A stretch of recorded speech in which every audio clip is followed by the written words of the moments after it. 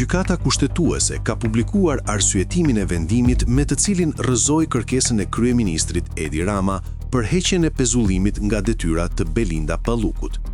Megjithse në pamje të parë ky zhvillim u interpretua si humje për kreun e qeverisë, në planin praktik ai duket se i ka krijuar hapësirë politike për të shmangur arrestimin e ish-zëvendës kryeministres.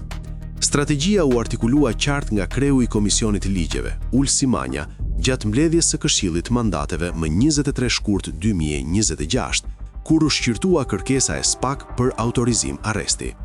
Sipas tij, masat e vendosura, pezullimi nga detyra dhe ndalimi i daljes jashtë vendit janë të mjaftueshme për hetimet.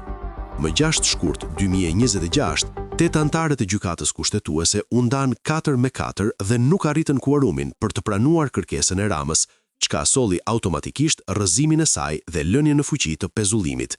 Publikisht, kryeministri reagoi me tone kritike, por situata i dha shumicës parlamentare një argument të fortë për të kundërshtuar arrestimin. Brenda marsit, ku vendi pritet të votojë mbi kërkesën e prokurorëve të posaçëm, opozita është shprehur pro dhënies së autorizimit, ndërsa mazhoranca ka sinjalizuar se do ta kundërshtojë, me arsyetimin se masa e pezullimit mjafton dhe nuk rrezikon provat. Në arsyetimin e zbardhur, të gjithë gjyqtarët pranojnë se një ministër mund të pezullohet, por ndahen mbi autoritetin që duhet ta vendos masën. 4 prej tyre argumentojnë se pezullimi duhet të kalojë përmes kuvendit, pasi prek raportin mes pushteteve. 4 të tjerë mbrojnë qëndrimin se pezullimi është kompetencë e gjykatës dhe nuk kërkon autorizim parlamentar, pasi kushtetuta përmend vetëm arrestimin dhe masat e tjera kufizuese të lirisë.